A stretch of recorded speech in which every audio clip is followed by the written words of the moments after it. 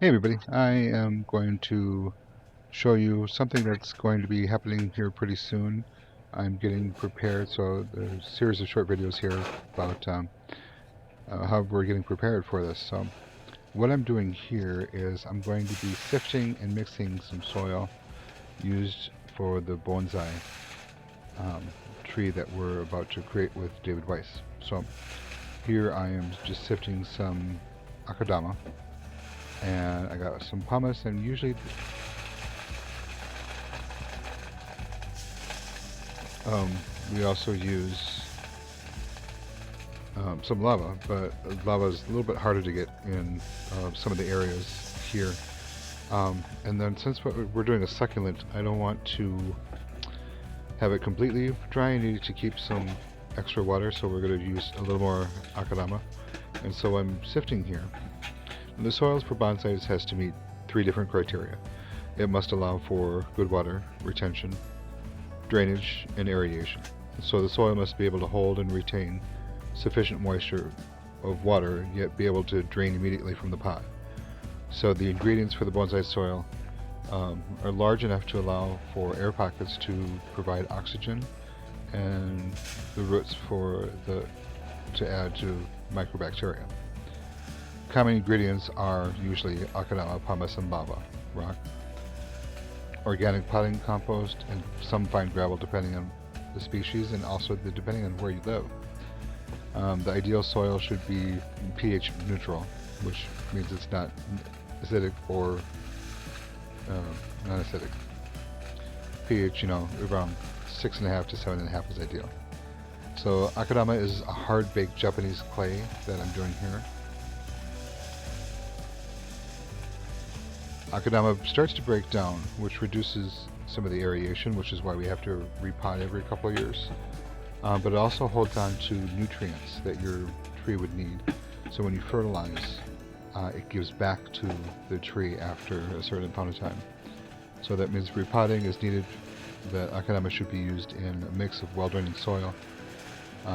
It's a bit costly, so sometimes some people substitute with fire-baked clays like turpus, or like a spills soil. That's what they use. Kitty litter is sometimes used, although I haven't tried that with any of my trees yet. So pumice is a soft volcanic product. It absorbs both water and nutrients as well, and it gives back to the tree when the tree needs it.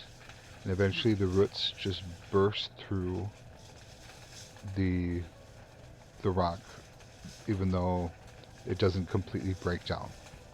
Lava rock helps with retaining water and adds structure to the bonsai soil, so it doesn't actually, the soil doesn't actually shrink down. But like I said, I'm only using akadama and pumice this time. So just because I haven't found a lot of information online as to what I really should be using, so I just want to be on the safe side, and we won't use any lava rock this time. Some people use organic potting compost, like peat moss, perlite, and sand. Well, sand is going to be too small for the structure, so we're not going to use that. It doesn't aerate that well or drain well because it doesn't have that the width that we need for the size that we're doing right now. So one of the more common options for organic compost is used in bonsai soil is pine bark.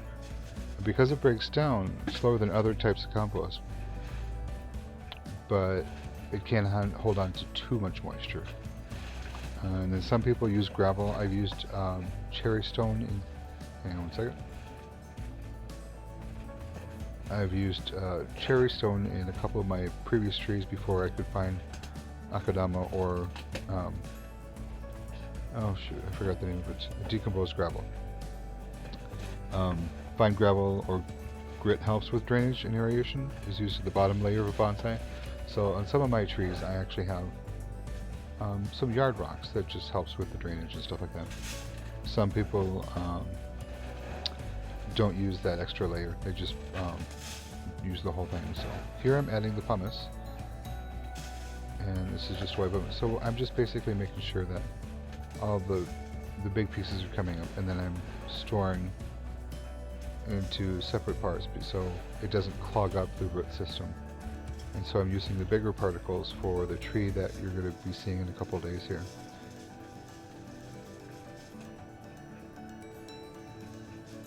So the exact mix is usually supposed to be like one of each, you know, one per part of each.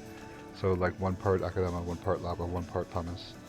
Again, I'm skipping the lava rock, and so I'm going to be putting in 2 parts, about 2 parts akadama and 1 part pumice. Just because it is a succulent, and I don't want it to be too wet, but at the same time, I don't know if I'm going to be watering it every single day. So this is kind of an experiment because I haven't seen anybody online that has something definite. Most people you see that have the tree that we're going to do, they use just like compost, like potting soil. So for deciduous trees, some people use 50% akadama, 25% pumice, and 25% lava rock. For conifers, they use the 1, 1, and 1.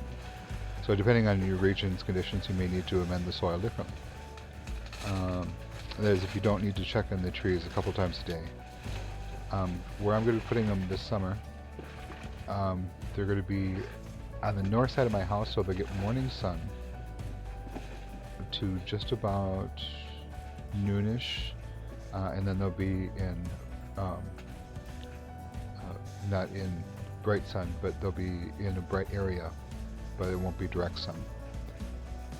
So then we're sifting it, and then we're going to mix it all together.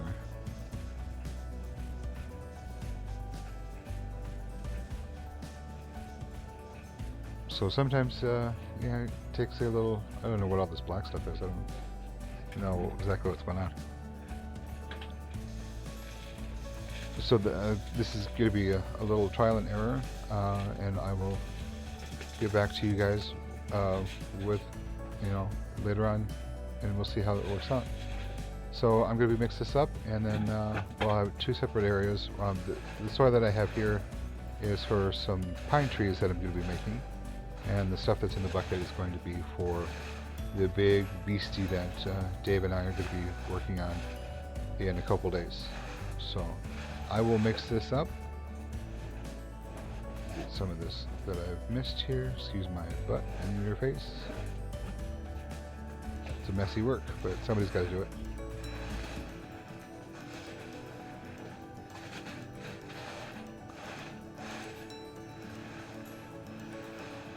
And it's kind of fun playing in the dirt. It really is. It gets in your nose. Make sure you wear a mask if you guys are going to do this. Because it can be a little bad.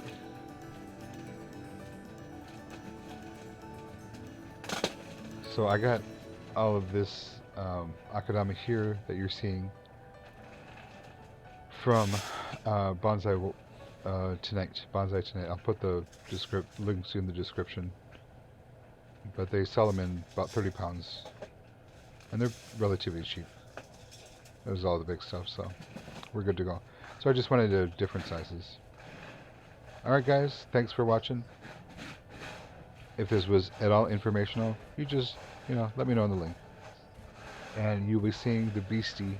I'm just going to call it the Beastie from now because it's huge. We'll see you guys in a couple more days when we get it repotted.